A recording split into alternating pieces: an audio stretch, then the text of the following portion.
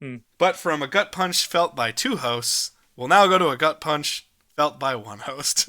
Yeah, it's not too much of a gut punch, I should say.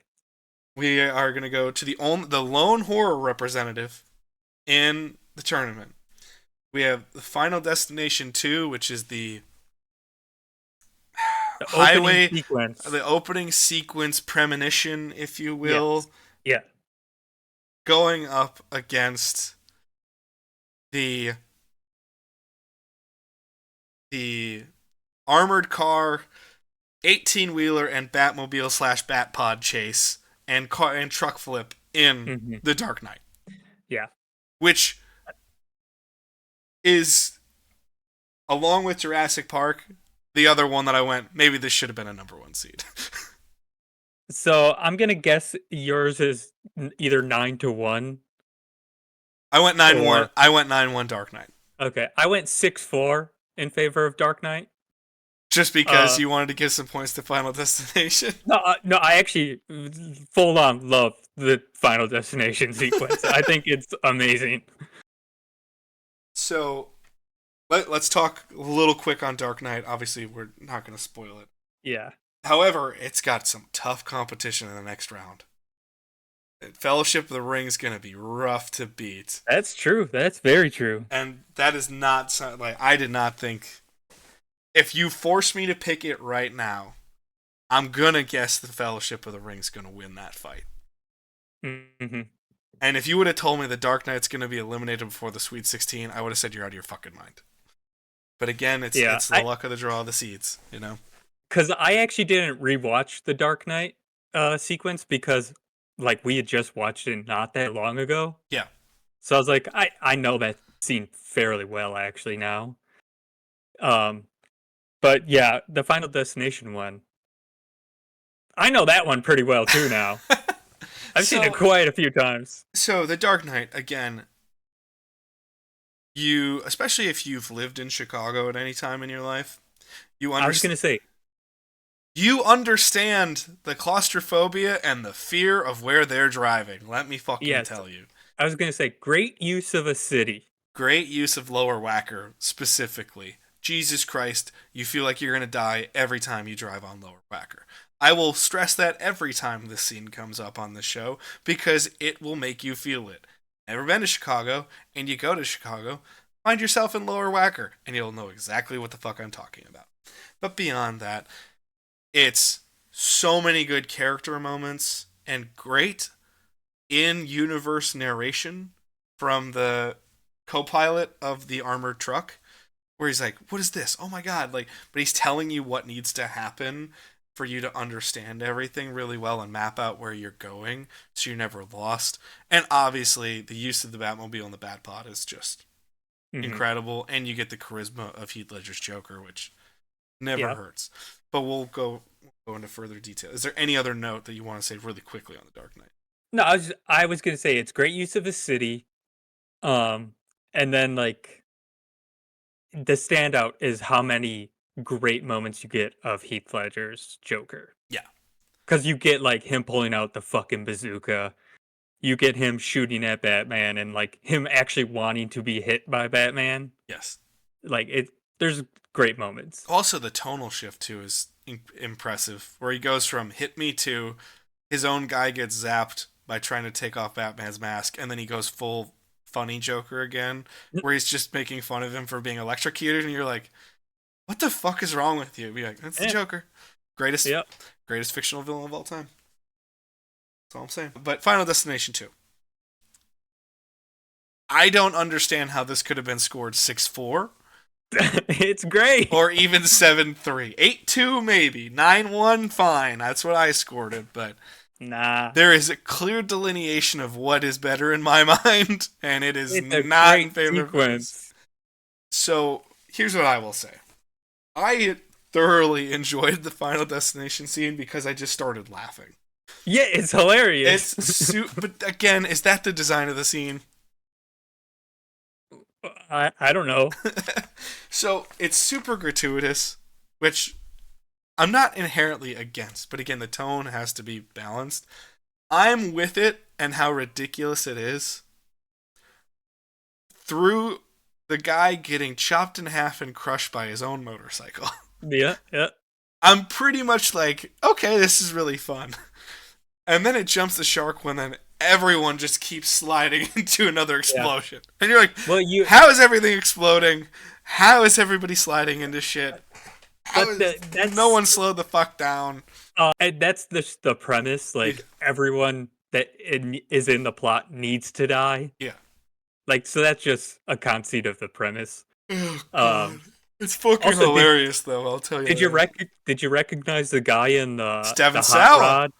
No, the guy in the hot rod is Oh no, the guy in the hot rod. I'm sorry. Who starts on fire? He's He looks very familiar. He's Chuck Wheeler from Snow Day. Remember him? No, but now that you say that, where he's like he's dating Claire. He's like the douchebag boyfriend of Claire. Oh, yeah, vaguely. Yeah, Vaguely. If you look him up. First of all, Snow Day is a very deep cut lore in Dylan and I's upbringing. Like, quickly, just because it's here, we're never going to talk about this, so I'll just tell the story now. We went to Las Vegas for a vacation as kids. Yes. Because our aunt and uncle lived in Vegas. And it was very, like, that's the one and only time we've ever seen that aunt and uncle, except for, like, one other time at a funeral. So, we didn't really know our Uncle Sal and Aunt Cindy, right? And so, this is our one night where we're going to, like, meet them and do all this stuff. And they took us to a random theater in, like, a mall complex in Las Vegas in April to watch Snow Day. And I just remember watching Snow Day, having a grand old time. And then there was like a giant, like, 5-story play place with a giant ball pit. And then Dylan and I were refused. We weren't allowed to go in it. And we had to go eat our high cuisine meal at McDonald's on the way home.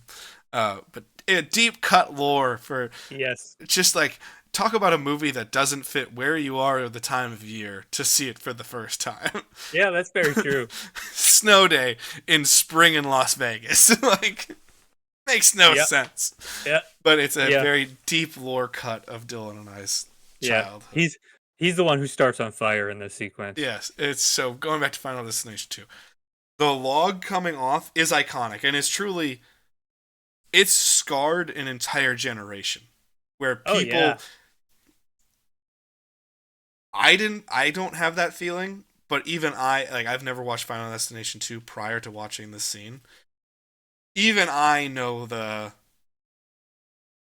been 3 or 4 times in my life driving in, like, northwestern Wisconsin or other areas where there's national parks and there's a logging truck nearby. Mm-hmm. And the first instinct I have is pass them. Just pass him. And you don't want to stay behind that. Come hell or high water, I'm passing this truck. Because of the fear of, well, what happens if one of those fuckers comes off that truck? Like, shit's going down, and it ain't going to be good for me. So you understand that. As someone who's also always trying to pass every 18-wheel truck at all times because he doesn't feel safe around them, because I don't trust half the drivers. Yeah. I get that scene a lot, but the cop spilling the coffee, looking up, and then getting a log to the face. Also, the log going through the windshield is awesome. It's fucking wild, dude. And then when it goes out the back and it's all bloody. The other thing is, I was about to say, I love it. Is there too much blood in that scene? Where you're like, I don't think there's that much blood in that man's body, but sure. I think it would probably be about that much. But it's hilarious nonetheless. But again, am I supposed to be afraid or am I supposed to be laughing? Because I was just like, that's awesome, and laughing. Because the Final Destination, you always have, like, little setup, little clues to how all the little things are going to go wrong. So you have, like, the kid playing with the water bottles, and eventually one of them gets stuck under the brake, so his mom can't brake. So, I loved the red truck up against the 18-wheeler, the kid just doing this with the trucks in the passenger seat. I love that. You're like, that one, I was like, if there's ever more obvious foreshadowing, I couldn't tell you. Yeah.